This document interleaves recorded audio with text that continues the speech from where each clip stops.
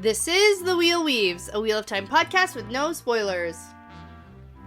Hey everyone, I'm your host Dani, and I'm the first-time reader going through this series chapter by chapter. As always, there's no spoilers past the chapter we're covering, and that means it's totally safe for first-time readers. I'm joined by my co-host Brett, who's a longtime fan, and he's guiding me on this journey. We'd like to acknowledge and thank our executive producers, Brandy and Aaron Kirkwood, Sean McGuire, Yanis, Ricky Morissette, Albert Lorenzo, Light-Blinded Fool, and the Amarylline Seat. And before we get into things today, we just want to thank and welcome Rohan and Mithinril to the Wheel Weaves Patreon team. Thank you so much for your generosity and your support. It really does mean a lot to us. In this episode, we're talking about chapters 35 and 36 of A Crown of Swords. Yeah, so chapter 35 is Into the Woods, and chapter 36 is Blades. And I love these chapters. Yeah, they're good. Blades almost made it for my favorite chapter of the book. Yeah, I could see that. It's so good. So much important stuff happens. Yeah, this whole thing was very surprising. I know. Very surprising. And I know... Well, even just the fact that they ended up going here to do this thing. Oh, yeah. I know I predicted that, yes, probably they were going to do it. And that probably he would take care of the rebels somehow. But, why is everybody else who's here? Why are they all here? Wow. What's going on? I know you said right before we turn on recording, don't get bogged down in the details. I did say that. I said this is going to be long. I know. There's some details I'm going to bog us with. Okay. Yeah. Just like some, not a ton. Okay, just like some. I just don't want to sit here for 3 hours to discuss. You know what? It's good chapters, but I'm gonna need to go to bed at some point. Not always about what you want. That's what the people need. Exactly, right? So what we need is an awesome fun fact. Good and segue. I've got one. I know, good transition, right? So this one is on the history of circus tents.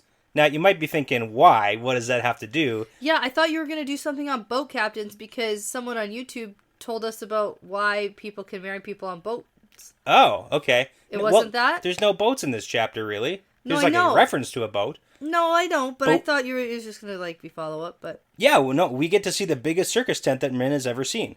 Plus, I'm pretty sure we can consider this rebel army a circus because they're just a giant joke. Uh-huh. So...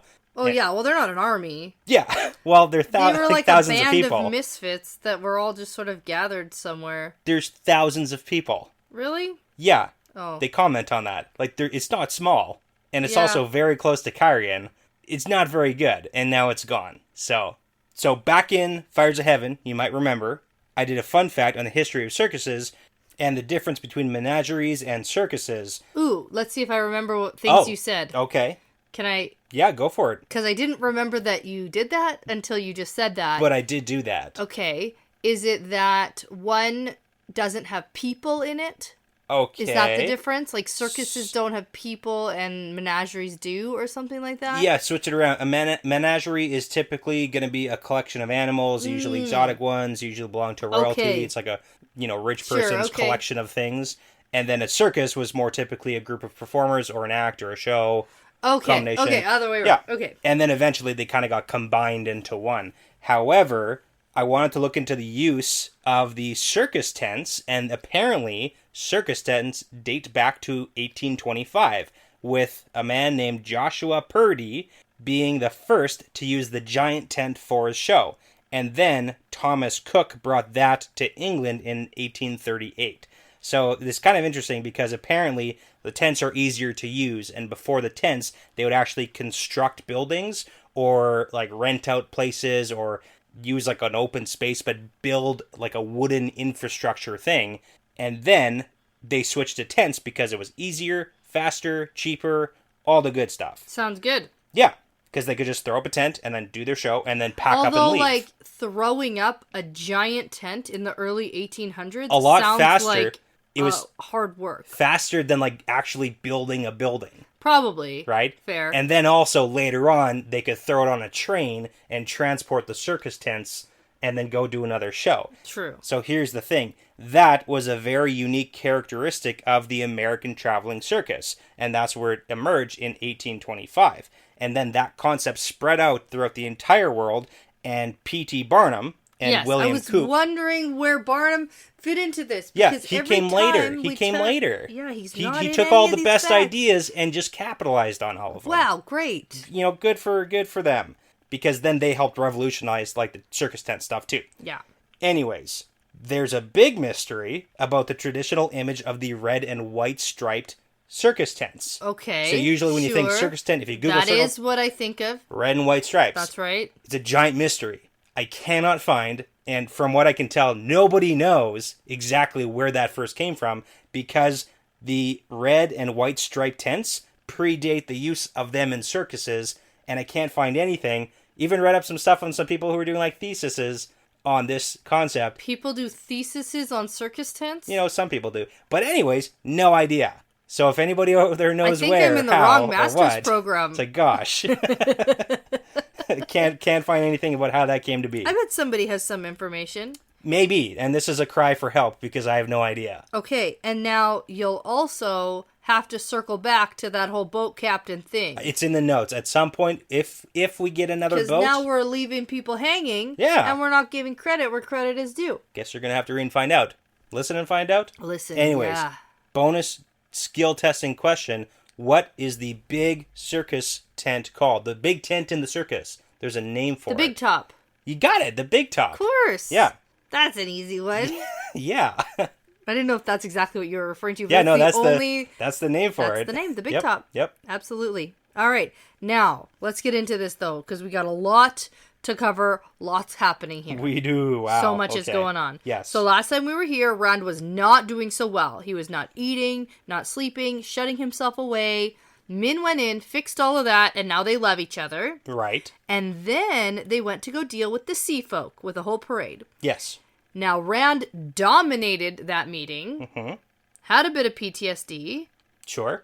Just a smidge. Just sort of was Taviran all over the place. Yep. And now he wants to go deal with the rebels in the countryside. Because it's working, so like let's go solve a bunch of problems right now while it's on. And I mean, to be fair, the problem of the rebels does get solved. It technically does. What he set out to do, maybe not exactly how. It seems solved. I don't think that he knew exactly how, but... But maybe... I mean, it's all part of it. Maybe this had to happen. Clearly. Maybe it was critical to the pattern that this happened. Isn't that the entire point of all of this? Everything is meant to happen? Yeah, so it's a book series, right? So it's like we're barreling towards the end here. So of the book, you mean? Yeah, and you know the series. We're not barreling towards anything. We absolutely are. We're still like 7 books This left. book has spanned less than a week. That's true. Barreling towards the end. Hardly. Never know. We are caterpillar inchworming, like, ooh, ooh, you know? Oh, yeah, that's a good impression. Ooh, ooh. Like You're doing the thing with your finger. It's good. where they go up. And this is an audio medium. I know. Nobody can see that. They know what I'm talking about. Yeah. Okay, so chapter 35 is called Into the Woods, and we get the dragon's fang symbol again. Mm-hmm. Sure. Yes. Stumping me. Maybe. Does it? Yeah. What does it mean to you this time? Dark friend? Okay. There's dark friends here, milling around. Yeah, sure. Because that's what you and Spencer tried to convince me it was last time. Yeah. With the dark friend beggars. You know, just go with it, okay? Okay. I think that you think that there's like a hard concept and there must being not followed be, here. Right? Because it can't be that important. Because there's no reference to it in like the audiobooks. If people only ever do audiobooks, they never see these chapter symbols. Yeah. So, like, they can't be that important to the story. Perhaps.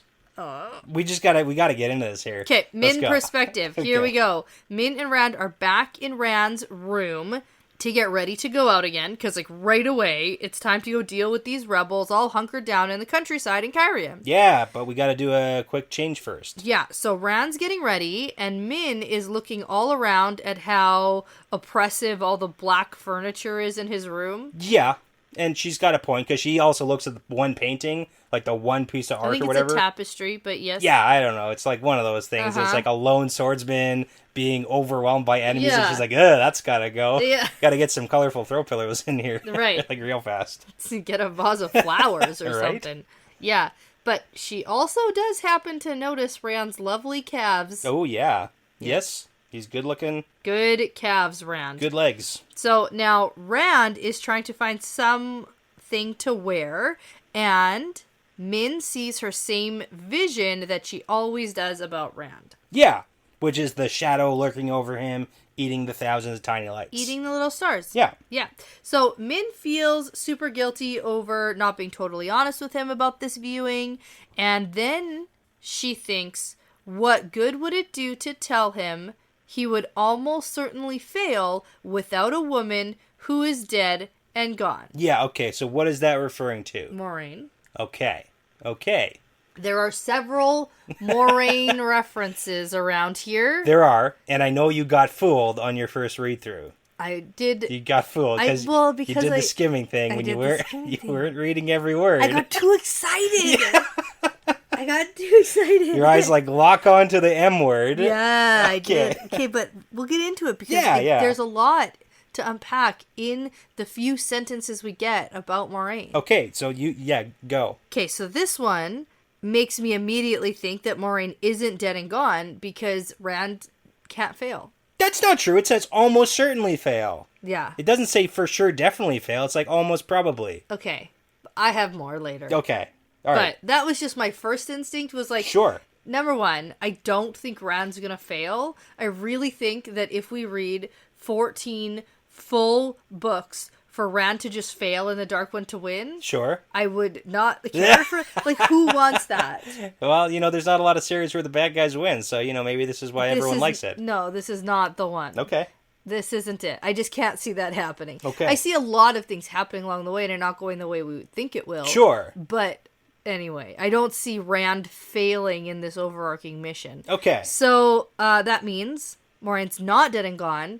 And she is going to come back. At some point, maybe. Yeah, for sure. Definitely maybe. So then, Min says that she doesn't think this whole plan of going to see the rebels is a good idea. But Rand is definitely in his manic phase. Yeah, we talked about that a lot. It was very depressy. Yes. And now he's like, I could do anything. Yes, very manic. And Rand says, it's a wonderful idea. I'm Taviran, and today it's working in my favor. And then she's like, oh, wouldn't you rather comfort me some more instead? And we know what comfort means. No. Yeah. I'm going to go deal with the rebels. Yeah, it's we can do that anytime. Yeah.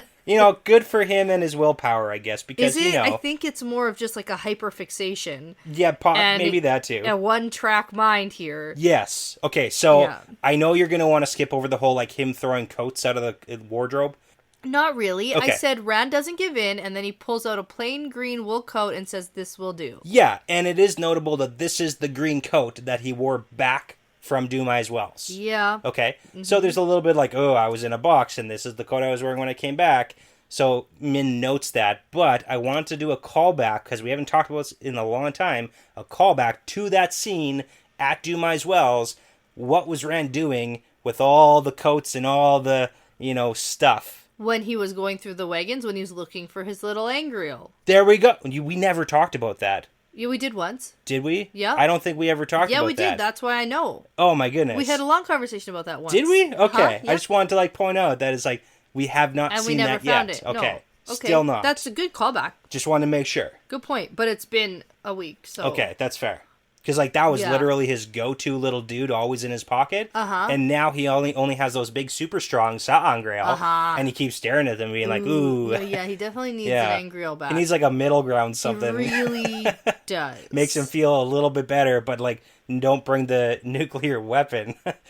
Mm-hmm. Yes, but we also haven't really heard from Galena or that's true. A couple of those higher ranking Aes Sedai who definitely Bretman went could through have swiped his stuff. Yeah. And yeah. Okay. So I don't know. I'm sure I had an actual prediction about that, but I can't remember it. Okay, no worries. Maybe somebody else remembers things I say. Maybe. I don't. Never know. But I did remember that. Okay. Now, Min tries to push back against this idea again and says, it won't work. And Rand says, I'm the Dragon Reborn. Today I can do anything. But I don't look like the Dragon Reborn. He's so sneaky. And so he's disguised himself. He's got a plain belt buckle on. Yeah, and he's a regular gloves. one. Yeah, and a woolen coat. Yeah. He's not a rich man. He's just... He's a regular guy. Yeah. It's so funny, too, going into this scene in, a page. Yeah, a lot of, physical comedy, I imagine. Where he's like, hey, look at me. Oh, yeah. And Min's like, yeah, okay, I think they'll figure it out when they see all the Aiel. Yeah, it's like, who's going to be the guy in charge of, like, in front of this army here? Yeah, and Rand's like, no, you and me. Just you and me, babe. Just us two. We're not Just bringing us, anybody. babe. This is crazy because Min's like, oh, Nandera's not going to like this. Yeah. And we can go back to that later. Mm-hmm. But Rand says, I do this all the time and they never know. Yes, and it's like, I know. This is That's literally... the problem. This was the problem. And we talked about this in depth. Yeah. Before. Yeah. Because, so right here, right now, Rand makes a gateway and steps through to some forest. He's doing the thing that they were super mad at. Like, at least it's in the same wheelhouse of, like, they don't want you to do this, man. They're going to be angry. This is literally the problem. Yeah. This was the problem. And now, less than it's a week since they returned. So now it's probably been, 2-3 weeks-ish? Like, maybe, tops. Since he went missing in the first place. This is what got you into the whole do might as well situation. This is how you went missing. Yeah. And can you imagine how they're all going to feel you're just gone They're again? very on edge right now. This is so inconsiderate. Oh, I know. It's good. It's good. And that's why I'm excited to... Next chapter, we can talk about Nandera. Oh, good. At least they make it back to the Sun Palace, at least, because they almost don't. Oh, my God. And he's just gone. In the care of Aes Sedai again. Okay. And it gets even funnier. Ugh. It gets even funnier. Ugh. Okay, so Min thinks here, now they might be about a few miles off from the city, but before they can even talk or pick a direction to head in, a bush crackles and a rider appears, and it's a Kyrianan woman. Yeah, and this is, what a good description here. Mm-hmm. This is what I know, I heard you. Short, I heard you squeal. Slender, beautiful, a small, clear, green stone. That's how I was like, oh, maybe not Moraine. Yeah. But maybe she's in disguise. But then immediately Min's like, Moraine! I know. Yes, but this woman does look like Moraine. Yes. Because she's related to Moraine. Yeah, basically it's Moraine's cousin. Isn't Moraine. It is not Moraine. It is Caroline. And I thought, ooh, excellent. Because I thought... For sure, this was another one of those, foreshadowing moments. Yeah. Because I already thought about Moraine earlier in this chapter, and I was like, ooh, this is it. Maybe she can be new Moraine. Well, I mean, that kind of seems that way. It's pretty close. Not quite, but... Maybe not like channeling Moraine, but you know. Definitely not channeling Moraine. Okay. But anyway, so Min gasps, and it's not because of the crossbow she's carrying, but for a moment she thinks it's Moraine. Yeah. Alas... It is not. Sorry. Is not. And so, important though, this is the piece that I picked up on. Okay. So Min thinks to herself about how Moraine was the only one of her visions to not come true. Okay. So what was the viewing that she saw that didn't come true? Well, she clearly has a viewing or a vision that Moraine is going to be integral to helping Rand not fail. Mostly because of what she said earlier about a woman being dead and gone, and who's dead and gone who would support Rand. Yeah, okay. In their eyes. Okay. And so, to what extent, who knows? Right. Okay. Now, the thing about this is, Min's visions always come true. Right, right. And if there's a vision that hasn't come true yet, then it still will. Okay. And they're all under the impression that Moraine is dead, but she's not. She will come back, and she will fulfill the vision. Boom. There's a big philosophical... That's my prediction. That's fair. There's a big philosophical debate about do visions and viewings matter if at the end of the Wheel of Time, the Dark One wins and the pattern falls apart. Do the viewings actually matter? Because the pattern is destroyed anyways. Sure. So, I'm just saying. I'm just putting points in the Dark One's corner. I get it. Okay, all right. It's not going to change this mind. Anyways, this isn't Moraine. This is the Lady Caroline. That's just what I think, okay? And she immediately recognizes Rand, even though he's in the world's best disguise. Oh, yeah. Well, no one else does. Oh, yeah. I know. She's just very... She's like, who else looks like you? Intuitive. Yeah. Yeah. And then shows up in the middle of nowhere. Right. And so now this woman says, I don't remember either of you from the camp. And then... Rand is like, well, I'd like to look at your camp. You're the Lady Caroline Damodred. Yeah, here we go.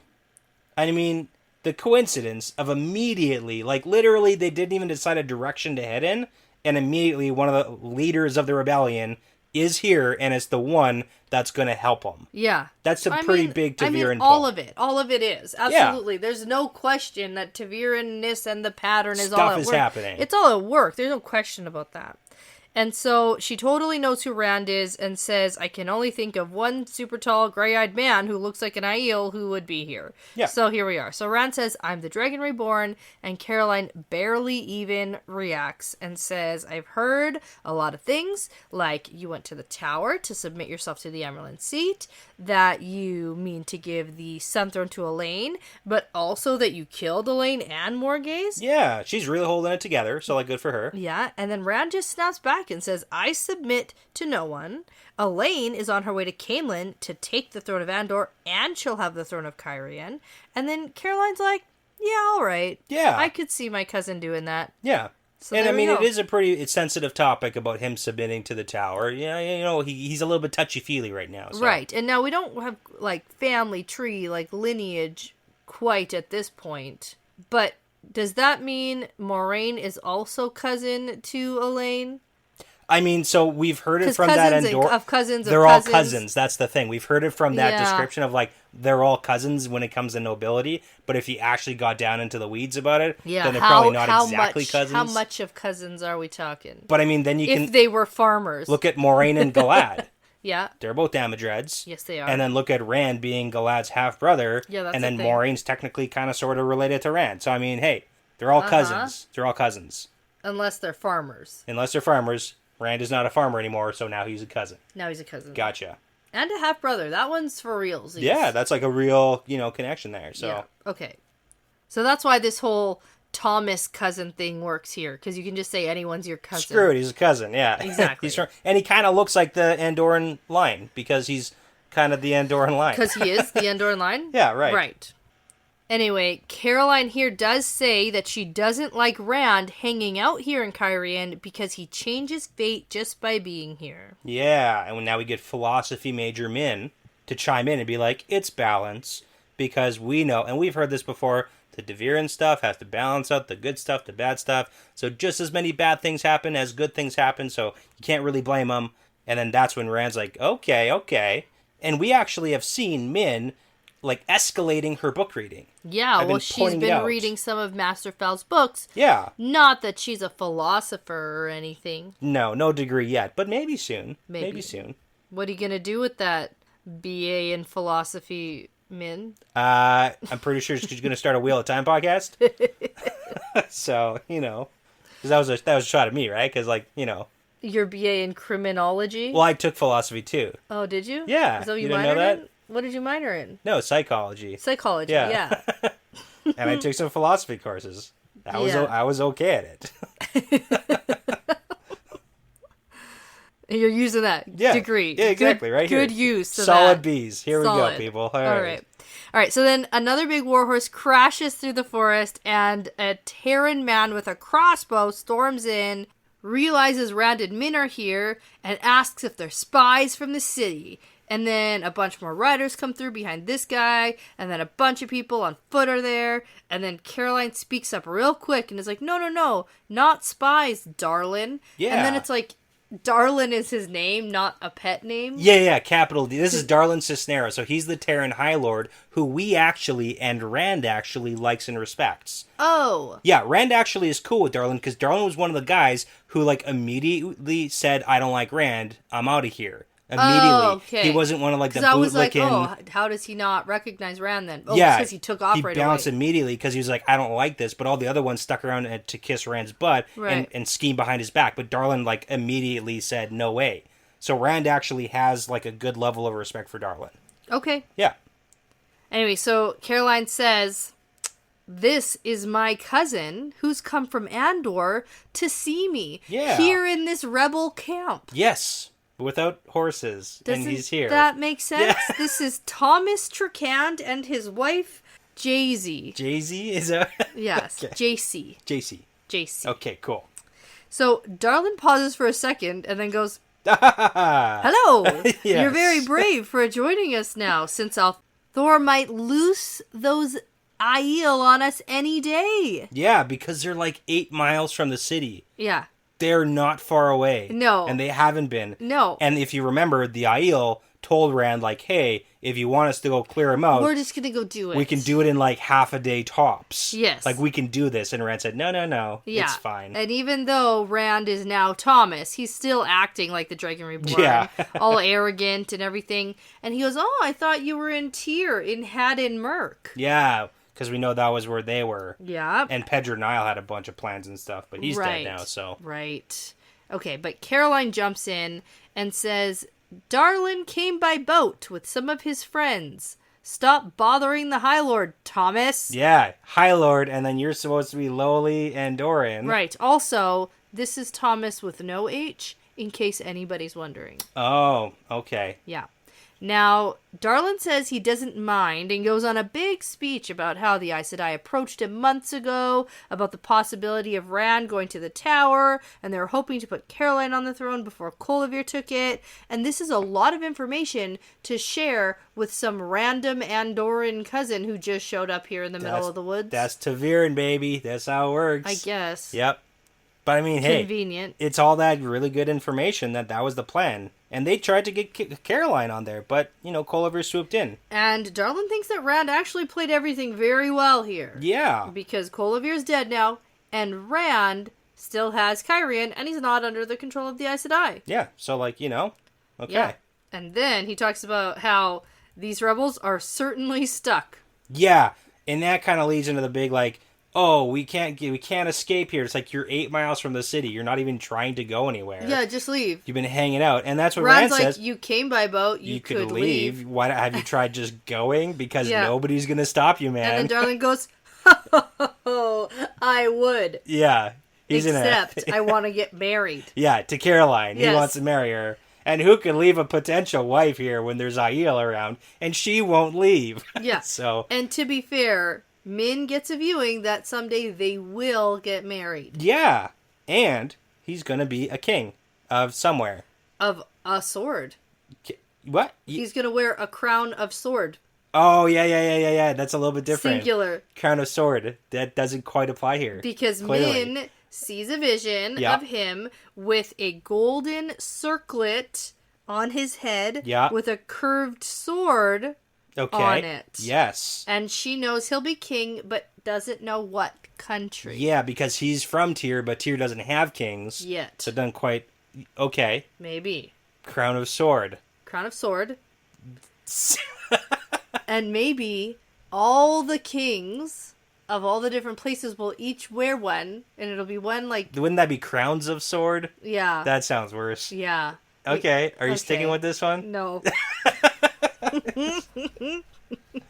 Yeah. Oh, and we also get a hint that Toram is here, and that's Toram Riotin. Right. And just so you remember, the Riotins and the Damodreds are the two competing ruling houses that flippity-flop back and forth for rulership over Kyrian. That's right. Right? Because that was Galdrian, and that was Barthanes. Riotin, yep. Damodred, the Dark Friend. Yeah, I remember. Yeah, okay. I remember. Just got a refresher on the names, because we got a lot of them here.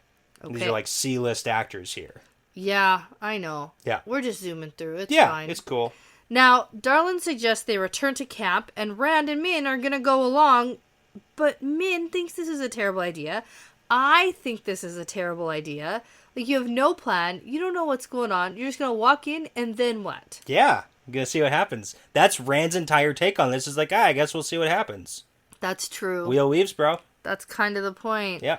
And it's definitely too late to back out now, because now they're just riding into camp. Yeah, it's happening. It happens. It happened. They're here. They're here. Yeah. So Caroline asks Min if she's Rand's lover. Min says yes.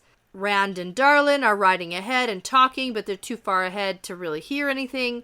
But Min does hear Darlin commenting on Rand being lucky to have such a beautiful wife. He, too, wants a beautiful wife, yeah, Caroline. I was going to say it's probably less of a comment on Min. Yeah. And more of an out-loud statement about how he wants Caroline to be his wife. Yeah. Yeah. But in time, apparently. Yeah. Right. So Caroline and Min are both trying to overhear this conversation. Yeah, they're on the same page, what the hell is going on here? Yeah.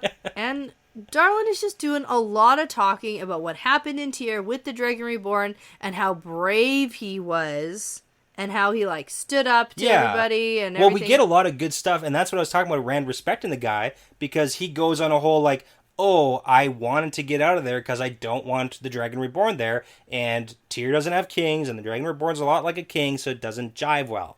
Okay, And- so I take back the thing I said about him being a king in Tyr. Okay. Okay.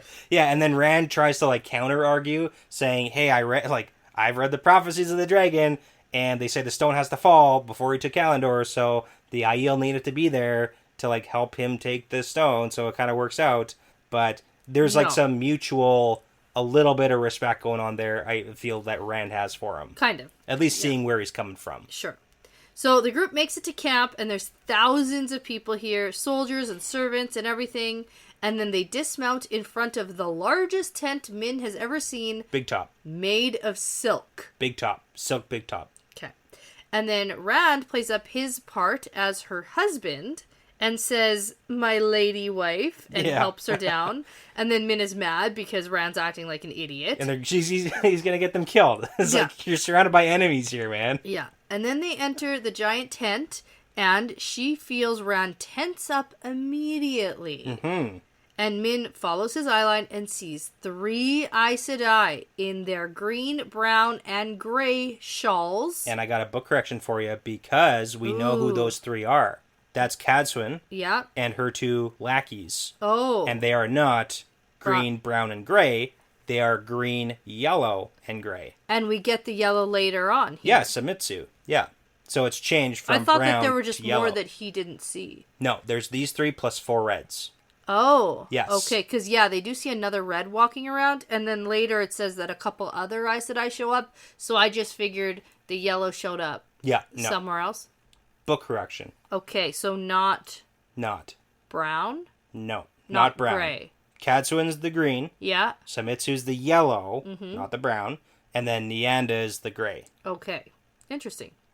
Now, Rand tells Min everything's going to be okay, and then Min catches a glimpse of a hatchet-faced fellow Yes. and has a viewing of an aura around him of dark, bruised colors. Yeah, this is a guy who shows up here, and then we don't hear about this guy for the rest of these chapters. But we It's gotta highlight him. David Hanlon. David Hanlon of the White Lions. And if you remember, the White Lions were the guys that Ravine/Gabriel hired as Yeah. like the new guards. So they're basically Dark Friend soldiers. And now they're mercenaries because Ravine's gone. And we had heard about the White Lions like taking off. Right. So now apparently they're being employed by Toram Riotin in this rebel army. And this David Hanlon guy is like the leader and a jerk face who murders people. Okay, and sense. Min can't help herself and tells Caroline, don't trust that man. He'll murder anyone he thinks is in his way. Yeah. And then she's like, do you know him? And she's like, no. Yeah. And she's like, I'm not He surprised. just, That's he who just he works looks for. weird. Yeah. Yeah. So now Rand nods towards a man and says, who's that? And it's a Kyrianan guy Yep. with dark hair, with gray at the temples. Oh, that's what you're looking for. Yep. Okay. Again. I didn't pick up on that. I know. Yeah. And for some reason, Min's eyes are drawn to his companion. Yeah. Spoiler alert, it's Padan Fane. Pat and Fane. It's Padan Fane. It's like, what's he doing here? With a big old ruby dagger. Oh, yeah, curved dagger. He's not even trying to hide. Nope. He's going around as Mordeth. Yeah. That's literally who he is right now. Yeah, he is. And specifically points out that she sees no auras around him. Yeah, I just weird. thought it's interesting. Although he's a weirdo with no soul. So, like, But he might have a, I thought that the Black Wind sort of took it, but then you know, he seems to not have a soul. It's just he like literally has a weird encounter with every single type of dark energy ever. Yes, he does. And that means he's the darkest energy yes, ever. he does. That's what's happening here. So, yeah, but this is very interesting. So, the dude with the gray at the temples Yeah. is Toram Riotin. Yeah. And we're going to get to know him pretty well pretty soon. Yeah. And then Fane, for the record, is going by Master Geral Mordeth. Mm-hmm. And I love what Rand says next. Because he says, Mordeth, Okay, his name's Padan Fane. There's 100,000 gold crowns on his head. And then Caroline is shocked because that's a crazy amount of money. She's like, what did he do? Yeah. And then he says he ravaged my home because it's my home. He brought Trollocs to kill my friends because they're my friends. He's a dark friend and he's a dead man. And it's like, whoa. I want Rand to freaking balefire him. I know. I was right like, why now. didn't you? Just Take him out, man. There's only 7 Aes Sedai. You can deal with that. And 3 of them, debatably, And are then you probably get on your Fane. side. And then you get Fane. Then you get Fane out of it. And then you get him. And then you get 100,000 gold crowns of That's your own how that money works. of your own money back, right? That's how that works. That's just spending money then. Yeah, but unfortunately, no Balefire or Padden Fane here. No, but Rand is mad, and we also get Caroline hinting and saying that Toram Ryoton hates Rand with a passion. Yep. It wasn't as bad before Mordeth came, but now it's like escalated. Awful. It's really bad, and we've seen him do that to people like Elida and Niall Yep. and Bornhald, and now apparently Toram Ryoton, escalating that anger. Yes. So now Min tries to tell Rand to get a hold of himself because he's like verge of attacking Fane. Yes. And then they're interrupted by Cadsuane Yes. coming up and saying, "Will you present me to your tall young friend, Caroline?" And it's like, what the heck Like, what are you is doing she here? doing here? What is happening? Yeah. So Caroline plays up the story about Thomas Tricand and his wife, and then Cadsuane and Rand have this like weird subtle side convo about like spanking, and then Yeah, and Rand being a child needing to be spanked. basically, Yeah. although she's not sure yet Yeah. if he needs to be not spanked. not like a sexy spanking It's kind of way. so weird. It's not. And then Cadsuane leaves, and then Caroline goes, "Okay, so I get that you know her." Yeah, and so I like that think whole it's- big lie just told. Yeah, I think it's time that you leave. Yeah, which Yeah. is, okay. And also, Min's heard of Cadsuane, but she hasn't met her yet, so this was like her first introduction to Cadsuane. Got it. Yeah. And so now it's time for Toram Ryoton to come up to them, and he starts by saying, "The Lady Caroline is to be my wife. Did you know that?" Yeah, so he's a big jerk, so we really don't have a lot of time to rub it in here. No, So he's going to do all the worst stuff all in like 3 minutes here. basically. And so now Caroline is not on board with this, and Toram says more asshat things. Yeah, for sure. And calls around for his man Gerald. Gerald. Gerald. But surprise, surprise, Fane's gone. Gone. Because he's prepping He knows Rand's here. He's prepping maybe a little something something. Maybe. We got to talk about that. We'll talk about I that don't next know. chapter. I don't. Okay. We'll talk about it. Okay, but anyway, so Toram here is scowling while he's calling around for Gerald. Right. But conveniently, yeah, Fane's gone. Gone.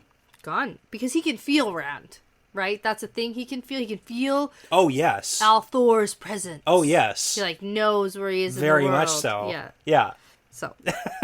So that's a thing. Yeah. Now, after Toram harasses Caroline a little bit more. He's got to set the bar, like, super low on being a human being. Mm-hmm. And he's doing a great job. Mm-hmm. And then he turns around and says, "Would you care for a little sport, cousin? I call you that because we'll be cousins. Yeah. Once Caroline is my wife." He reminds We me of got it, man. Gaston. He is Like, just Gaston. big, arrogant, annoying asshat. Yeah. Yeah. Uh-huh.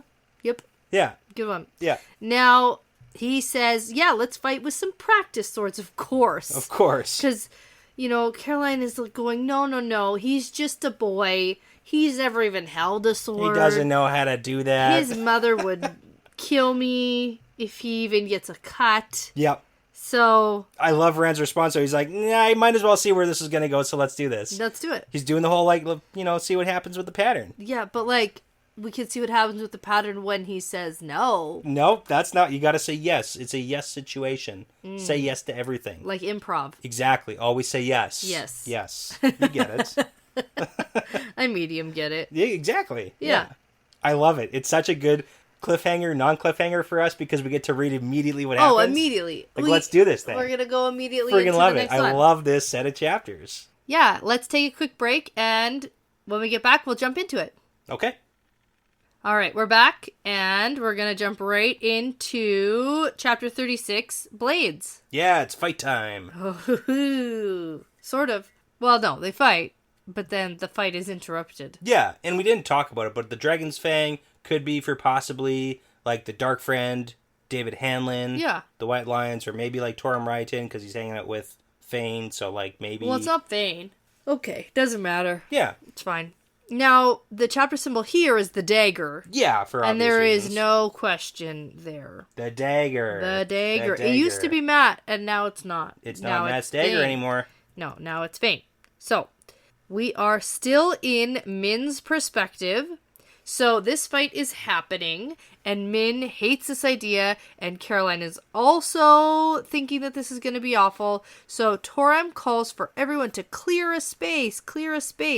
And now, just for anyone who has the same thinking brain as me, Sure. I forgot we were inside a tent. Oh, yeah, we're in the big top. No, I got that. Yeah. I get that. But Okay. I forgot that.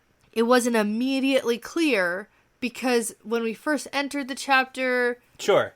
we were in the woods and we go to the camp where there's a big clearing. Sure. And then this whole thing happens. And I guess in my brain, if you're going to have like a big sparring fight with someone, you go outside. Yeah. And so anyways... Unless you're in the biggest tent anyone's ever seen. And so when they're having their fight and then the tent gets like ripped up over top of their heads... Yeah. My mind went, what? Wait, what? They're in a so they're in a tent. Then there we go. Yeah, okay. so I wrote in my notes, in the tent still. Yes. In like capital letters just so I could remember. Really having a hard time with that one. That's okay. That's okay. So now Caroline tells Rand that there are 7 Aes Sedai here. 4 of them are Reds, and if Rand tries any of his tricks, then he's for sure gonna make this way worse. Yeah, because she assumes he's not actually as good at sword fighting as he actually is, which is fair. Right, and so, I mean, that makes sense that she's concerned here, but Rand's like, I'm not gonna use tricks. Yeah, he's just a really good sword fighter. And he thinks that, and he's Yeah. like, I don't know, Huh? pattern, man. Yeah, whatever needs to happen is going to happen. So everyone starts gathering around, and Codswain does not look happy about this happening, and Caroline tries one more time to talk Rand out of this because Toram is like literally the worst person. Yeah, pushed a friend down the stairs and broke his back because he rode a horse or something. Yeah, rode his horse. As a child. Yeah, he's just Toram's a terrible person. If you didn't know, bad guy. And this is the guy who has Fane as his... Yes, this is the guy. He was Lackey. already a dick, and then Fane escalates that. Okay. So now he's super dick. Yeah, I think that Fane's pretty good at, like, picking and choosing who Yeah. to, like, become sidekick to. Absolutely. Yeah. Yeah. Because that was Mordeth's thing, right? Yeah, definitely. Way back in the Eridol days. Literally right? that. Okay. Now, Rand is determined to have this happen, and there's this weird back and forth between Toram and Rand about how Rand should take off his coat and his gloves. Yeah. And then Rand just doesn't. So here's the thing. If he takes off his coat and his gloves, people are going to see the dragons tattoos and the herons. and the herons. Yeah, I'm aware. So, okay, yeah, so he can't. But then also, this is a terrible way to Fight. actually sword fight. Yeah. So Toram assumes he's just an idiot moron. Yeah. So he's going to, like, teach him plays a lesson. up. I mean, it plays it up. It's great. It's fine. It's great. So now Toram darts forward and tries to crack Rand on the head, and then Rand blocks it super casually, and then they start to fight. Yeah. And then we get It's a pretty cool scene. fight, I like it, yeah. And actually, it seems like Rand has to go on the defense a little bit. Yeah, and we don't exactly know how hard Rand is fighting, plus he's, like, wearing all of his stuff. Yeah, he's also 3 days out from, like, not really sleeping or eating. True. Like, that's a thing. Yeah. But, so it's, like, interesting to see what may or would have happened, but there's no time for that now. No, because somewhere outside... Because they're in a tent. There's a scream of utter horror, and then suddenly the huge tent snaps up into the air, and fog starts billowing in, and everyone just starts freaking out. Now, this is Confusion City. Yes. For the people or for Me. you? Okay. Us, the reader. Yeah, us. Yes. Us collectively. Us collectively are confused. Very confused. What? Tent? No. Fog? What is this? It's just like there's a lot of stuff happening all at once, and so everyone's freaking out, except for Toram, who takes this opportunity to smash Rand in the side as hard as he can, sneer at him, and then say, "You are dead, cousin." So, like, that's great. Yeah, and then it gets worse, because then he goes in to, like, finish the job, because at that point, that's when the tentacle of fog actually starts attacking people, grabs a red sister, and then, like, scoops her up into the, I don't know, air?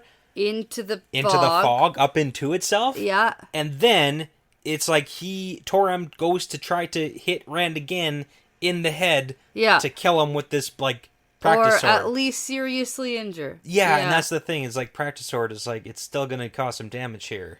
Yeah, that's by, like, true. a big dude swinging it as hard as he can at his head. For sure. And now we don't find it out right here, but in a little bit, like a paragraph away, we find out that Rand is hit in the side of his unhealed wound. Yes, but it's not opened up because he feels and there's no blood, so it's kind of like, oh, wow, it didn't open up. There we go. So, which is interesting that it doesn't open up even if he's like smashed in the side. Yeah, pattern. Yeah. Sure. The pattern. Okay, all right. Got to keep a tab on that. It also didn't open up when he was climbing the Stone of Tyr. Okay. And like very strenuous activities. Okay. Anyway, so this red sister is like snatched into the air, and Codswain is actually the first one to jump into action, and she blasts the fog with a bunch of fireballs, and then the red sister drops back down to the ground. Yeah. But her head is twisted all the way around. So she's like, I don't want to be negative here. Uh-huh. I think she's dead. Yeah, I think she's dead. I think she died from that head twisting. Oh, she's dead. Yeah. Uh-huh. Yep. Mm-hmm. Yes. Well, and it's really funny because we get like a little scene later on with a person with like half a face. Yeah. And Samitsu goes to like see if she's alive, but it's like, no, the person with the half a face is in fact dead. Doesn't need your healing. It's too late, man. It's too late. No. So this whole thing is very gruesome. Yeah, oh yeah. And here's where we like start. Freaking horror scene here. Yes. Let's do this. Okay. So now this is when people really start just like freaking out, running in every direction, and this is like the confusion part where people are just like now it's like, oh shit, what's it's real. going on? Yeah. And so Min makes her way to Rand, and he's not bleeding from his side, but Rand says it's time to get out of here. And then Darlin and Caroline are still here, and like they're coming too. Yeah. It is kind of a neat little crew that they have here. Yep. Uh-huh. Because like Toram, the jerk-face butthole, who just tried to like sort of kind of maybe murder Rand, runs away. No. Oh. He's still here. Oh. He joins the crew here for their escape mission. Right. He runs away later. Later is when he runs away. He's here currently and comes with them. Okay. Yeah. All right. Oh, right. Because Toram here goes, this must have been Althor doing this. And then he's like on his search for Gerald Mordeth. Gerald. Yeah. He's not here. Yeah, but Fane isn't here right now. And Codswain and her two sisters are also still here. So Codswain takes control, saying that, like, we're gonna head north, and that the Aes Sedai will take care of anything that the swords can't handle, and look straight at Rand when she says that. Yeah, this is important because she's giving him the eyes like, hey, Rand, don't channel. Oh, don't balefire? Don't do it. Don't do it. Don't do anything. We'll do those things. Yeah. We'll do it. We'll do it. Yeah. He doesn't listen? Well, no. Now he listens. Right now. Later he doesn't. It gets worse. It does. Yes, it gets worse. For everybody. Yeah. So now Rand nods, he understands, he takes out his sword, and then this is where Toram sees Rand's heron mark and sneers at him. Yeah, because like, ooh, another Blade Master, because Toram's a Blade Master and Rand's a Blade Master. Oh my god, and he was trying to act like he wasn't good, a Blade Master. but he actually is good. Yeah, so it's like, what, Toram, you're just gonna like legit try to beat a newbie? Exactly, yes. And feel good about that? Oh yes. Yes. He's a bad guy. I often find 6-year-olds to play like soccer against, and I beat them real bad, and I laugh at them. You suck. You suck at soccer. Here's a life lesson, asshole. It's like, what's your game plan here, man? All right, so now with Codswain in charge, this crew starts heading through the mist, and as they're heading through, they can hear the shrieks and cries of other, like, men and women and horses, and the Aes Sedai launch some fireballs every once in a while, and as they walk, they move past bodies and parts of bodies, and it's a scene out of a nightmare. But you know what this sounds exactly like? No. The fog that was killing people in Ebu Dar. Oh, yeah. Okay. We had a reference Bubble to of there evil. being an unnatural fog rolling in that was killing people and, like, eating parts of people. There. That was a thing. We didn't see it, but Okay. it was a report to Matt Yeah. that had happened. Yeah, so like bubble of evil, That's something, what they something. assumed Okay. at the time. We also have the fog doing things like starting to take form, and then at one point Darlin cuts it with his sword and it separates, but then it starts to ooze back together, so... Right, it kind of reminds me of, like, the sand people from Ruidian. Yes, that too. Yeah. Possibly Bubble of Evil. So Yeah. So is that what this is? it's very possible. It's very possible. Okay. The reason I say it's very possible, but with a big asterisk, and just to anybody who's read The Companion, I know, I understand that, I have too, but that's not the point. Fane also has, like, Mashadar inside him, which is also, like, fog shadow monster thing with tentacles. So just, like, let's think about that for a little bit. Okay, I don't think that's this. I'm not saying it's Mashadar. I didn't say it's Mashadar. No, I know you didn't say that. I'm just letting you know Yeah. that on that train of thought, Fane, I don't agree with it. Fane disappeared at a very convenient time. Well, yeah. He disappeared. When he found out the Ran was here, he left for a bit, and then he comes back. Sure. Amongst the fog attack.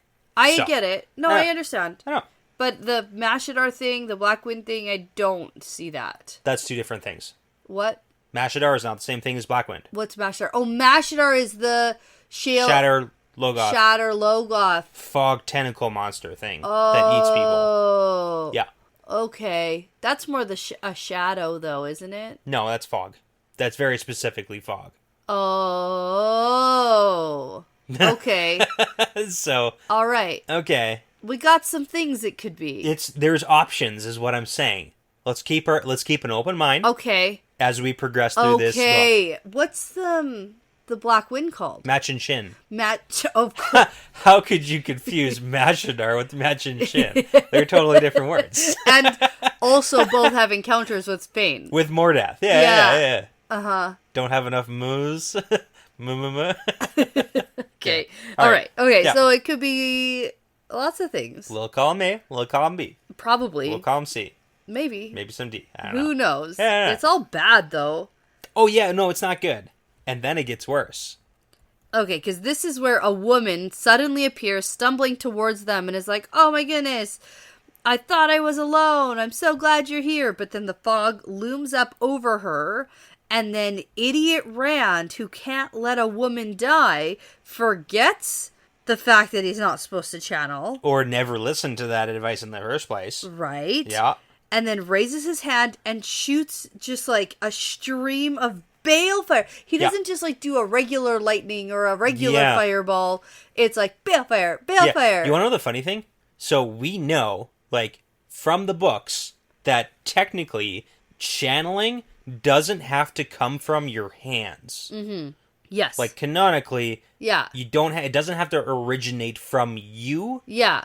Technically, it's anywhere you could see. You could create the weave. Right. So yes. he could channel. Like, for instance, when they were doing that Battle of Kyrian, and they were making lightning come down a mile away. It wasn't like coming from their hands to way over there. Right. It was, the lightning was just coming over there. Hypothetically, Rand could have made the fire or whatever appear around it without it shooting from his hand. He could have done a lot of things. Right. He didn't. He didn't do any of those. No, because this is the go-to. Yeah, like, cinematically looks really cool. Balefire. Like, fireball, balefire right from my hand. Yeah. But, like, there's better options out there. Yeah. I guess we don't know specifically balefire, though. And we because don't. Because all the instances we've seen of balefire are from people shooting it from their hand. Which, again, that's the thing, is, like, we've heard that channeling, it's an action. Yeah. That's, like, almost like a block that channelers have, because that's naturally what it feels like what you should do, but it doesn't technically work like that. Okay. From what we've kind of heard. So, like, the whole point, Rand had options, he did none of them. No. And did this one, which is the worst one. It's the worst one. Yeah. Out of everything. Yeah. Okay, so there's a moment of realization from everyone what just happened. The woman just, like, freaks out and runs away back into the fog. Yeah, so, like, she's dead. And then Toram goes, "You're him. This is your work. You won't trap me, Althor." And then this is where he runs off. So he's gone now. Yes. Okay. And then Darlin calls after him and is like, "You should probably stay here, man." But he's gone. I get that you don't necessarily like Althor. Yeah. But don't run into the murder fog. You don't fog. have another option. Yeah. Okay. So bye, Toram, I guess. Yes, but Darlin also does put himself between Rand and Caroline. Yeah. Because he's like, oh, man. No, this is Rand. This is, like, the guy. Right. So. And then he also has some, like, realization coming over his face about that Caroline probably knew. Yeah. And it's like they're the leaders of this rebellion against Rand, who this is Rand. And this is Rand. And then it gets even more confusing later on. Yes. Yeah. So now Codswain walks up to Rand, slaps him on the face so hard that his head jerks to the side, and says, "You will not do that again. Not Balefire, not ever." Yeah, I like Moiraine's opinion on Balefire better. Yeah. When you need it. Which is most of the time. But mostly don't. Unless you need it. Like for Darkhounds or Forsaken. Yes. Or if you feel like it. Or someone needs to die. Uh-huh. Right? Right. You gotta bring people back from the dead. There's like, usually don't. I'm for Balefire. I like it. Just a little bit. I like it. It is funny and cool, and I don't quite understand it. Yeah. Yeah. Uh-huh. Okay. Yeah. I don't like Cadswin's whole, like, never. Well, that's the Aes Sedai thing, right? And she's, like, old and has probably read books about it and Stuck in her ways of don't, tear the fabric of reality apart. Yeah, it's probably terrible. Gosh. Like, realistically, like, you probably shouldn't be using it. But, like, come on. Yeah. Especially Forsaken. for this. But, like, the fog, come on. Like, this is not the... like, I agree with her on this one. It's like, this is not the thing you need Balefire for. But maybe it is. The fireballs aren't working that well. The Balefire didn't really do much either. No, we know that now. Yeah. But he tried. Yeah. What if there's a Forsaken hiding in it? Right. Yep. And you need to get him. Okay. Definitely always Balefire Forsaken. In big because streams. We don't want them to swing your arms around as you do it. Yeah. At what point is Rand going to learn that the Forsaken are just coming back? Hopefully soon, because I feel like that's important. Yeah, it is, actually. Like, he should know that soon. Yeah. Uh-huh. Okay. Okay, let's do this then. Okay, because Rand does say, in response, he says, "You're wrong, Cadswain. He's real. I'm certain of it. I know he is." And then you're like, wait, you're not talking about Balefire or anything relevant to this at all? No. Oh, no. Yeah. Okay. So that's been on his mind. Yeah. And now Cadswin knows that he's accepted that? Or like he's acknowledged that, maybe is a better word? Even Cadswain has the potential here to have no idea what Rand is talking about.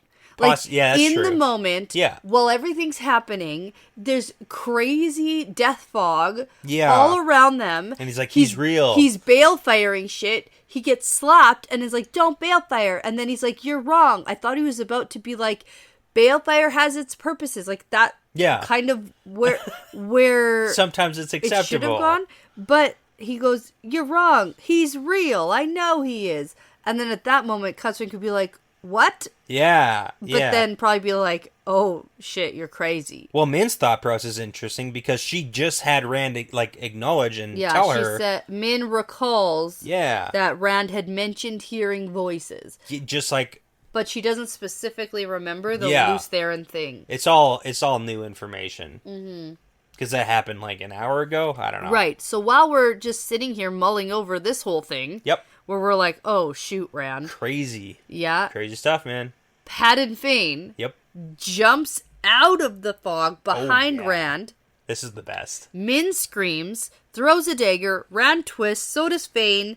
Min's dagger misses Fane, but Fane's dagger scores Rand along his left side. Yeah. And it seems like it's no more than just like a slice in his coat, but Rand screams so bad and collapses. Yes, because we've seen what this dagger does when it touches people's skin even lightly. Yes. What happens? They shrivel up and die. Yeah. It's like the blackness like takes over. It's like, Yes. It's bad. Yeah. Because we watched Matt do that to someone by accident. Like get him a little bit and it's like, it's dead. Dead. Not happening to Rand, but bad. Yeah, bad. Okay. And Darlin lunges at Fane, but Fane rolls and takes off running into the fog laughing. He seems very comfortable in the fog. Well, he's comfortable everywhere there's any evil, I'm though. just saying. Because he was also comfortable in the ways, no problem. Yeah. And he had no prior history with that. We don't know. We didn't really see him comfortable in the ways, though. We saw him after the fact. I believe that he was just walking around comfortable everywhere. Yeah, so keep the mind open. I will, Okay. but still. All right. So then we get Samitsu, The yellow. who's the yellow Aes Sedai, Yep. I gathered eventually. Yep. She pushes her way through to Rand. Codswain has Rand's head in her lap because he is not doing well. Yeah, he's like unconscious. Yeah. Yeah. And his eyes are closed, he's barely breathing, his skin is hot, and Min screams at Codswain to help. And then this is where Samitsu comes to do what she can in terms of healing. Yeah, because Cadswin can't do, like, it seems like she's tried, maybe, but she doesn't have that good of a power there. Right. So Samitsu is here to, like, actually, or probably try to help. Yeah, so she does some healing on Rand, who convulses and thrashes around, and he, like, knocks her down, actually. Yeah. And then he's breathing a bit more easily, but is still unconscious. Samitsu knows that this didn't work all the way. Yeah, because healing's supposed to, like, heal everything 100%. Yeah, so And that is not happening. she pulls Rand's coat open and then sees the cut from Fane's dagger right across the old, not healed wound. Yeah, okay, so here's the thing. We gotta like, slow it down here a little bit to make sure that we get the details on what's actually happening. Okay. It's super relevant to the story. Okay. Okay. Dagger. I'm listening. Okay, so Dagger from Shadow Logoth slashes over top of his never-healing wound. Yeah. So, do you remember how he got the never-healing wound? From the Falma battle in the sky, from Baal-Zamon's blade. Yes. Okay, so Fire-Eyed Ishamael, Baal-Zaman, in the sky, had the black charged staff, and then Rand did the old you stab me and then I stab you trick, right? Yeah. Sheathing the sword. And it's Ishamael's staff that caused the never-healing wound, and as Samitsu describes it, it's a cyst that's filled with evil instead of pus. That's right. So very specifically, Ishamael's staff in the sky battle caused that evil cyst wound. Okay. And then Shadow Logoth dagger of a different type of evil that we know. Yes. Shadow Logoth is different evil than, like, Dark One evil. Yes. Goes right on top of it. Uh-huh. So now we've got two evils, Battle Royale style, happening in Rand's side. Yeah. So. And not surprisingly, she believes he's gonna die. Yeah, because she couldn't do really anything. Yeah, and at this point, I was like, okay, what the hell's happening? Yeah. Like, what is going on here? What's the game plan? What's going on? Well, two things. It's the Mr. Burns with all the... All the diseases are trying to get through the door at once. Exactly. And what happens? He stays alive. I'm invincible. Yeah. No. The slightest gust of wind. No. Invincible. That's what's happening to Rand right now. Yikes. Okay. So, Katsuin sort of comforts Samitsu for doing the best that she can, and then tells her that she's the best healer living, and I want to be like, no. No. I can name, like, probably 3 people right now. So. Yeah, it's Nynaeve. It's, like, definitely probably Nynaeve. Yeah. Yeah. But how do we get Nynaeve here now? Right. Uh-huh. That's the tricky part. Yeah. All right, so then we get everybody up and moving because we're not going to let Rand just, like, die here like this. So she tells Darlin that he's going to have to carry Rand. So he hoists Rand up over his shoulders and everyone gets, like, set and off they go. Yeah. But can't they, like, hoverboard Rand? So, yeah. With the power? Technically, yes, they probably could. But they also want to keep... They talk about, should we form a circle? Yes. And Catswin says no. Yeah. Because they want to have more people ready for using the power, because that's what's actually going to stop it. So it's like, Darlin, carry him, we'll help you not fall when we need to, but they want to keep that power open. Yeah. And Darlin's the total hero here, because it's like, Rand is 6.5 feet tall and frickin' built. Yeah. And Darlin is just like one man carrying this huge dead weight. Yeah, I was wondering if they were, like, helping him at all. They are. They are helping him for sure. But, like, they want to keep the most of their power open to, like, fireballs. Okay. All right. So off they go. The fog is still all around them. The Aes Sedai are using fire to, like, clear away. And there's, like, death and body parts all over. Yeah. And... the person with the half a face at some point in this. Yep. Yeah. Dead. So, and then they're out of the fog. Right. Yeah, we did it, guys. But then, as they, like, keep running, they're still seeing the remnants of what's going on. So it's almost like the fog is, like, retreating, right? Yeah, well, it's like they're getting out and they see people who are also now getting out of the fog. Oh, okay. But then there's, like, people who are doing weird things. Like, there's one guy scampering on all fours. Yeah. So it's, like, probably drove some people mad. Yeah. Being in there and seeing that stuff. Hard to say. Weird. What's going on. Weird stuff, man. Uh-huh. It's weird. It is weird. They should go away from the fog. Right. And at one point, too, while they're running away, I'm not sure if they're still in the fog or if they're when they're out of the fog, but they're, like, stumbling like crazy. Like, Min and Caroline are falling down. So that's all after. over the place. That's when they're going cross-country to get to the road. But it's, like, downhill or something. Yeah, right? it's cross-country. It's not good. And they're not dressed for travel and walking and... Yeah, so they, like, wipe out. And comedically, one time... Yeah. Caroline, like, falls down with her, like, butt up in the air and her dress goes, like, by her head or something. Gotta lighten the mood. I mean, of all times. Yeah. I don't know. It's fine. It's because Darlin's not falling when At he all. should be. Yeah, and because neither of the Aes Sedai. Yeah. They're all on their feet still. Yeah. Totally using the power somehow to, like, walk better. Yes. Right. Uh-huh. Little air platforms. Air platform. Air platforms. Air platforms. There you go. Figured it out. Probably that makes the most sense. It doesn't even matter. But then at one point, Caroline comments, like, there goes my army. Right. Because everyone's all scattered and dead and torn apart. And Darlin is like, well, you know, there is an army in Tyr. Yeah. But then they both look at Rand, and it's like, Rand is the guy that they're rebelling against and the reason why they want an army. Right. And he's here nearly dead. And now they're helping him and carried him out of the murder fog. Uh-huh. So, yep. It's a moral conundrum. Ta'veren. Yep. That's what it is. This is what Rand wanted. He wanted this to work. He wanted to settle the rebels, and they are settled. It sounds one that way way. Or another. Yeah, certainly. Okay, so now at some point they make it to some road. They eventually get a farmer with a wagon who really doesn't want to give them a ride. The whole turnip backstory. But, like, does anyway. It's like, guys, we don't have time for this. They catch a ride.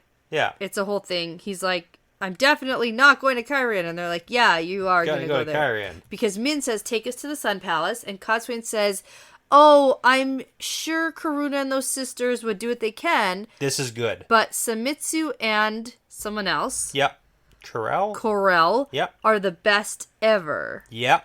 And then says they need to go to Lady Erlen's place. Which is so funny because Lady Erlen's palace is the place where he was brought when he was originally kidnapped. That's right. And Min does not let up, though. No.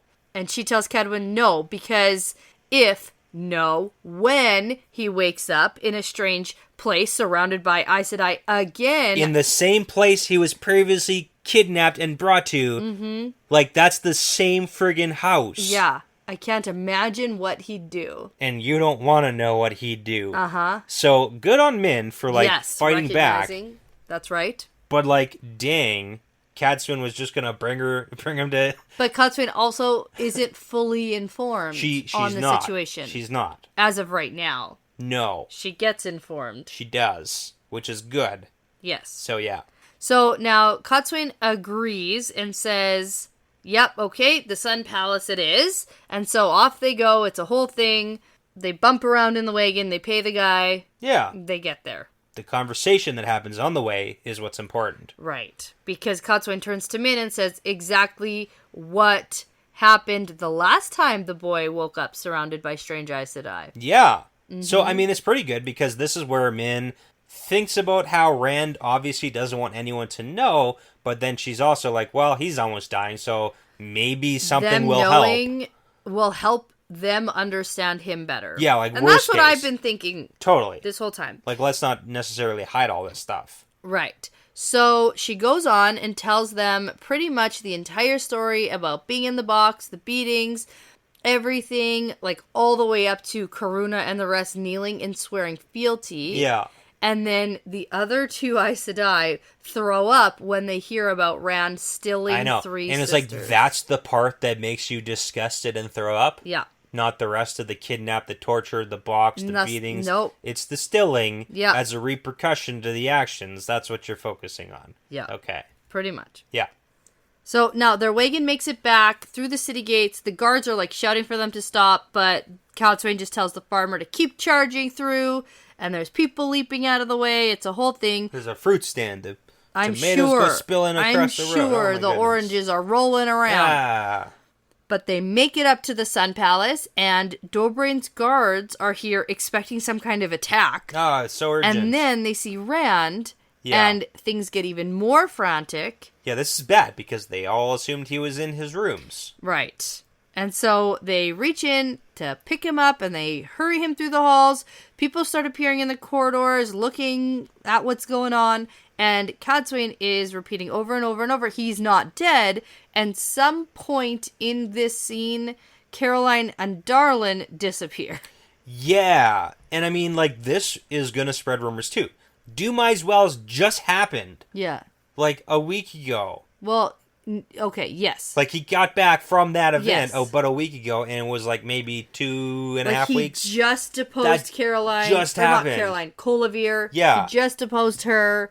That all just happened. And he was super concerned about the, you know, like, how people are going to view that, and this is another bad. thing. This is Yeah. a thing that's happening. Yeah. So now Nandera and the maidens who are guarding Rand's rooms see everyone coming, and Nandera wails out, "What happened to him?" And the maidens all start moaning. This is what we're talking about. It's the same thing. This is terrible, especially considering it's like Aes Sedai. Like, it's a whole thing. This is the same problem again. So Codswain snaps at them. He needs a bed. Get to it, and they do. Yeah. And so Karuna and Bera stride in once Rand is like in the bed. Yeah, we also get this like tiny little side thought from Min about wanting to see a showdown between Cadswin and Cerelia. Oh, yeah. Yeah, because like that's going to be good.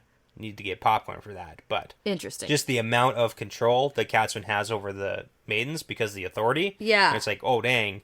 Yeah. Yeah. Uh-huh. All right. But this is where we get Karuna and Bera striding in all smug, but then they see Codswain and they go super meek. Yep.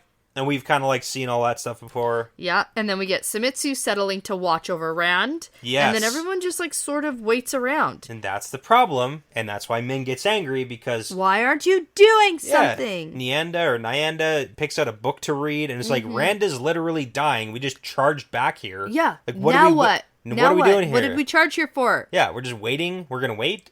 So, No. but don't worry. Yeah. But not yet. Not yet. No.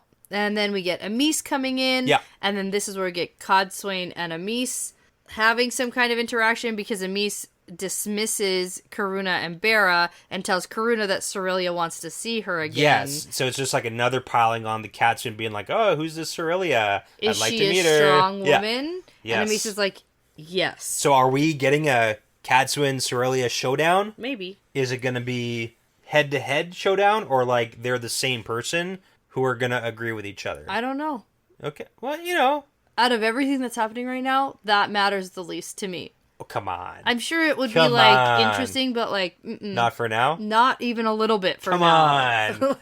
Gosh. That falls under the category of You don't want to talk about old ladies having a disagreement? Not even slightly. Old ladies, maybe? No, but let's get to what's happening now because I'm really eager to talk about this. So Codswain says that all they can do now for Rand is wait, and then a man's voice says, while he dies. So I'm and fist pumping in the air right now. Yeah, because Deshiva strides in, love him. scowls, and calls for Flynn. Yeah, I love Deshiva. That's like, you tell him, buddy. Yeah. Are we just waiting for the Dragon Reborn to die here? You guys are doing nothing. Idiots. Not and on his now watch. the Aes Sedai are all on like high alert because the Ashaman have showed up. It's like, who's that? What are you doing? Yep. And Flynn goes over to Rand and starts running his hands over the length of Rand's body, but without touching him. The I chakras. thought that was Yes. interesting.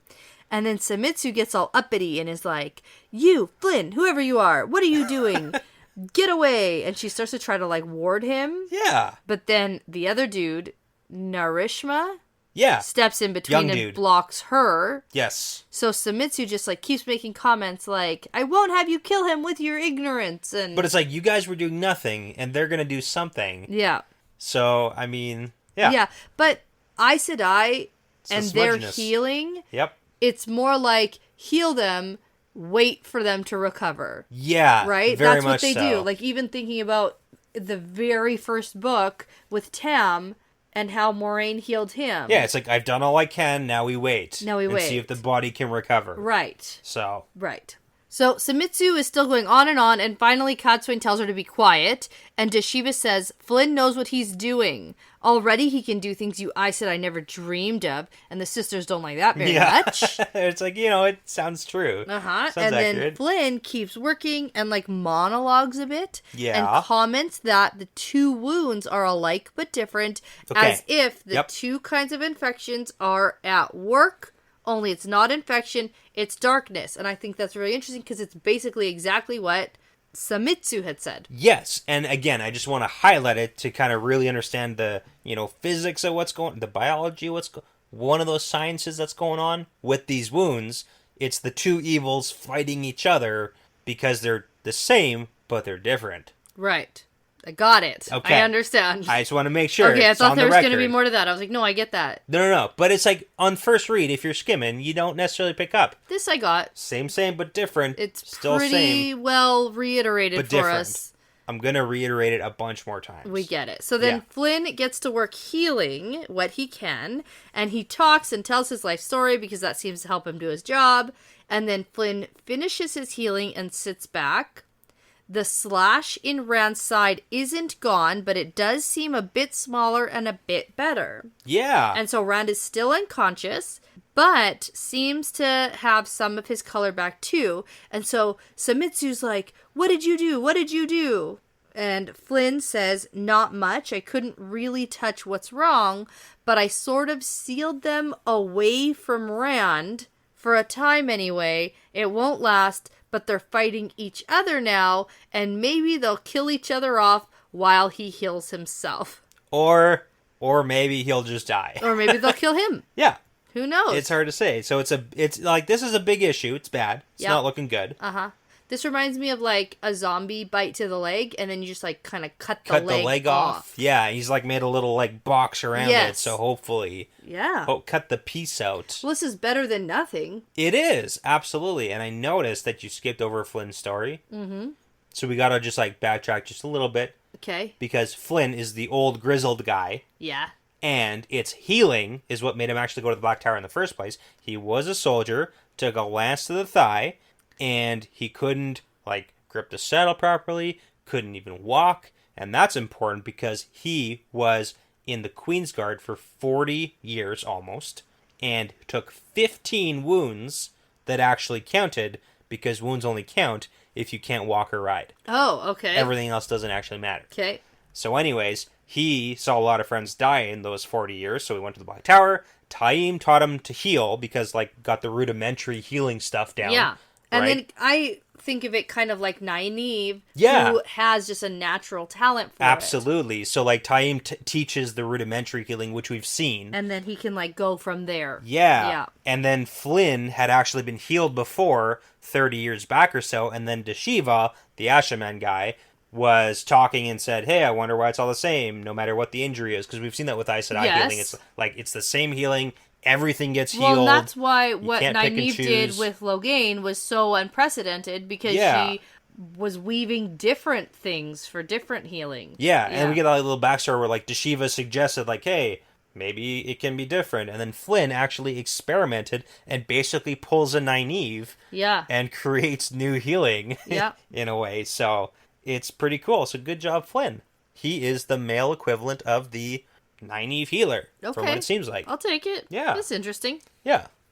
Now, Samitsu helps Flynn get up and is like, you have to tell me what you did. She changes her tune and now Sort of. goes into sort of like Demand begging. learning mode. Yeah. Because she's like, if only there was a way to show me, but you'll have to describe it. You must. I'll give you gold. I'll bear your child. Yeah. Like, whatever you want. But you will tell me what you can. She just wants to learn. And Flynn's like, Yeah, okay. Yeah. But it's different, though. Like, for men and women, like... It is. Yeah. But Min climbs onto the bed and lays down with Rand here because she doesn't care what anyone else is doing or thinking or talking about. She just worries about Rand. Very full circle. Yes. When he took his other wound to the side. Yes. Crawled into bed with him. That's right. And Didn't Lanfear care. showed up. Didn't care who saw. But Lanfear showed up. That's true. Yeah. I know, but she stayed in bed, tucked in with him. Uh-huh. And now it's like the same wound has a new wound on top of the wound. Oh my goodness. That's just like a bad spot, man. Yeah, it is. And she thinks about how everyone must be viewing the Rand situation because Amis is seeing disaster for the Aiel if Rand dies, and Deshiva sees the same fate for the Black Tower and the Ashamen. Probably. And Codswain, who knows? Yeah, because we had that really weird line from her previously. Yes, yeah. Where she's going to hurt him, but no more than she has to, probably. Yeah, I won't hurt you more than I have to, that's Rand. not very comforting. It's no. But Min thinks that somehow she'll protect Rand from all of them. Good luck to ya. And that's where we end here. Yeah, so Rand is doing bad. Terrible. It's terrible, not. It's not good. Terrible on top of the other terribleness that's happening. Yeah, he's got new wound. Yeah, yikes. So so here's the thing: the last battle. Yeah. Doesn't say necessarily anything about Rand dying because of the last battle. Right. But that doesn't mean he doesn't die after the last battle because he's got a bunch of friggin' wounds. Uh huh. All those things are true. Yeah, needs a new quarter section implanted. Yeah, it would be cool if the whole they'll fight each other thing works out. That would be neat. That would be cool if it worked the way they want it to work. Yeah. Which is usually not how things work. Not usually. When they're like, oh, I hope it works this way. Nope. No. Not gonna do... Nope. I think he'll be okay. I think he'll end up waking up and being just as much in pain as he was before and just as crazy as he was before. Okay. Rand isn't doing well. No. So... Yeah. We'll see. His body's doing bad. I think right now, as he's unconscious, he's having a bunch of, Luz Theron visions or something crazy. He'll have, a bunch of, dreamy visions. We haven't seen LTT back yet, so it's haven't. Get him back. I know. Maybe I felt he knows. kind of sad for him when he's like, he is real Codswain. He's true. I can't hear him right now, but, he's totally there, maybe. Yeah, that makes me sad. I like Luz Theron. Yeah, I know you do. He's funny. Yeah. All right. Almost done. Yeah, 5 more chapters. Uh-huh. Cool. Yeah, not a lot of time left. Not really, and there's a lot going on. Yeah. So, are we going to start to pick up zip-zapping around perspectives? Maybe. Because that tends to start to happen. It's a little early for that, though. It is. 5 chapters is a lot of time. Yeah, usually it's the last it's two. the last half a chapter. Yeah. 18 perspectives. I know. Yeah. Yeah. But we'll see. I want to know if Lan and Nynaeve are going to get married. Right. I want to go back there. Okay. Because we're just on the tip of finally, maybe, probably getting this Cloud Bowl. yeah, maybe. That would be cool if that could wrap up. It might happen. I want that to just wrap up already. Sure. So. Yes. All right, let's see. I'm excited to read on. Okay. So before you go ahead and decide to fight someone who just absolutely hates you and wants you dead for sport to see what the pattern's going to do, I'm going to say that this is part of the pattern now. Yeah, it's part of the pattern.